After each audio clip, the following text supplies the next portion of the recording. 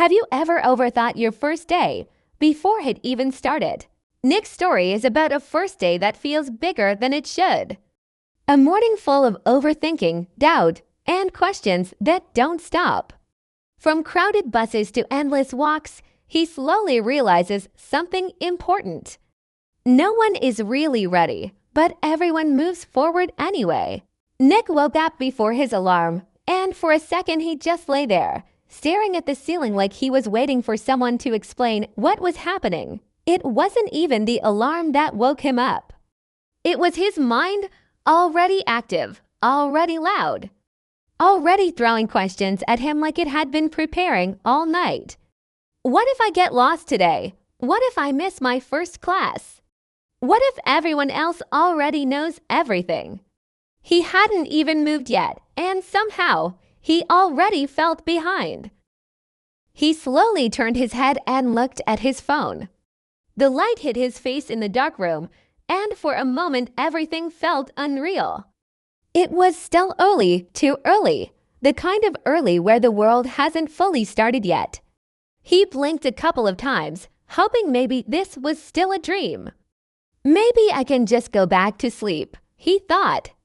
Maybe 5 more minutes will fix everything. He paused. No, that was definitely not going to happen. He sat up slowly, like his body was resisting the idea of starting the day. His thoughts didn't slow down. If anything, they got louder the moment he moved. It felt like there were 100 different versions of today playing in his head at the same time, and none of them were simple. But then, something else slipped in between all that noise. Something small, something new, excitement. And that confused him more than anything. Nick got out of bed and walked toward the mirror. The room was quiet, but not peaceful. It had that strange tension of a place where something important was about to happen. He looked at himself for a few seconds, hair a bit messy, eyes a bit tired. Expression somewhere between I'm ready and what am I doing? He took a breath. You're alive. That's a good start, he said quietly. Not the most inspiring speech, but honestly, it was enough. He started getting ready, simple things, brushing his teeth, putting on his clothes, packing his bag. But today, none of it felt simple. Every small action felt like part of something bigger. Like each step was moving him closer to something he couldn't fully understand yet. And the whole time, his mind kept running, questions, scenarios, doubts. It was like his brain refused to just chill for 1 second. He stopped for a moment before leaving. Just stood there, bag on his shoulder, hand near the door. That quiet moment before everything begins, before the noise, before the rush. Before reality fully kicks in, he took a deep breath. Okay. Let's do this, he whispered, even though he didn't fully believe it yet. The moment he stepped outside, the cold air hit him instantly, sharp, real. It wasn't just cold. It was the kind that wakes you up whether you like it or not. The sky was still dark, deep blue stretching across the city. Lights flickered in buildings, and the streets felt half awake. It was 7:22, and suddenly, everything felt real. This wasn't just a thought anymore. This was happening. Nick stood there for a second, looking around, taking everything in, the silence, the cold, the unknown. He didn't know exactly how today would go. He didn't know how hard it would be. He didn't even know how he was going to get there yet, but he knew one thing for sure. He couldn't stay where he was, so he took a step forward. Nick started walking, not too fast, not too slow, just enough to look like he knew what he was doing. He didn't, not really. The street felt different in the morning. Quieter, but not empty, alive, but not fully awake. He kept checking his phone not because he needed to, but because it made him feel like he was in control. Okay, I need a bus. That's step 1, he thought. Simple plan, no idea how to execute it.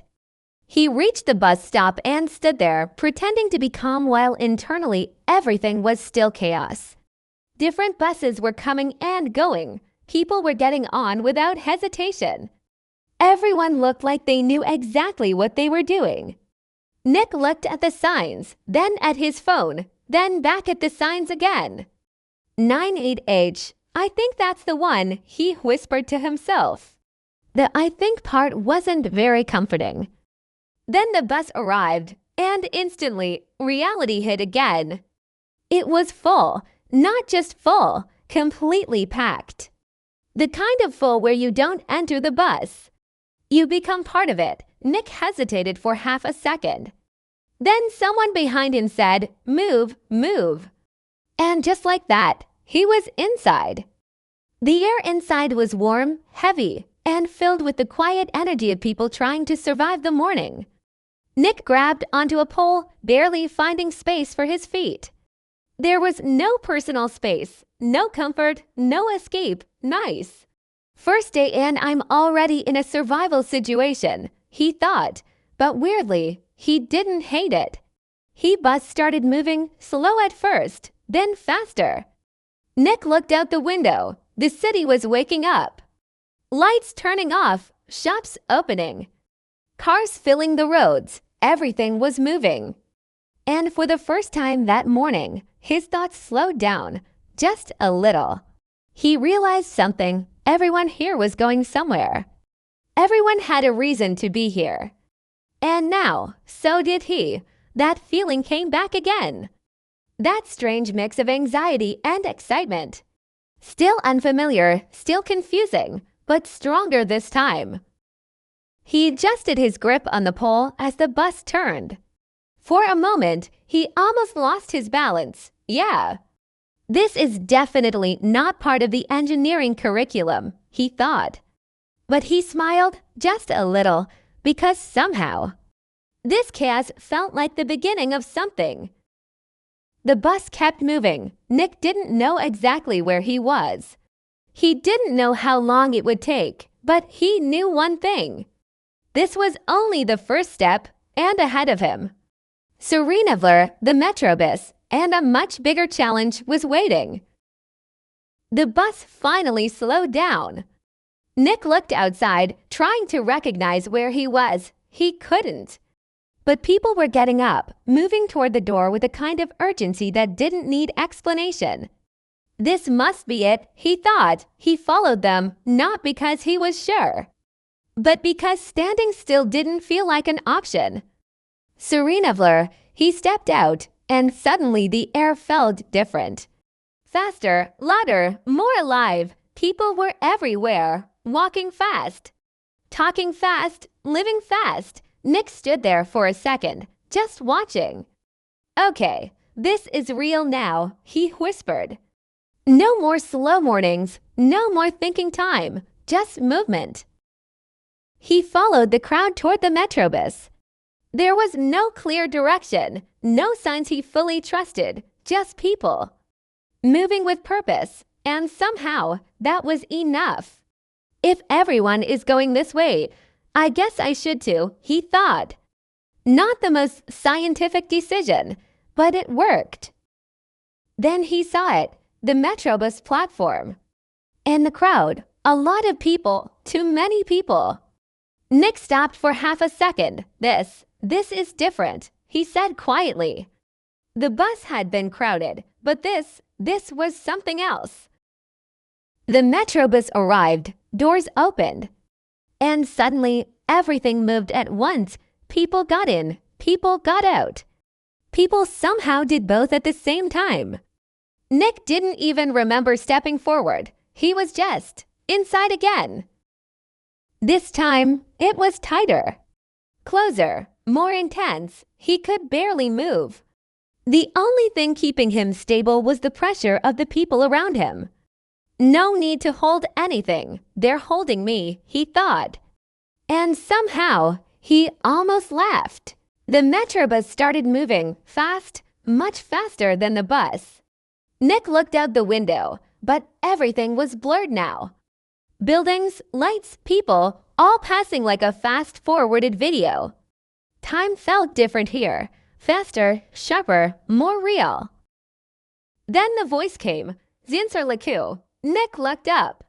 This was it. Next step, next challenge. He took a breath. Because what was waiting after this wasn't a ride. It was a walk. This wasn't the end of the journey. It was just the beginning of something harder. And he had no idea what was waiting next to be continued.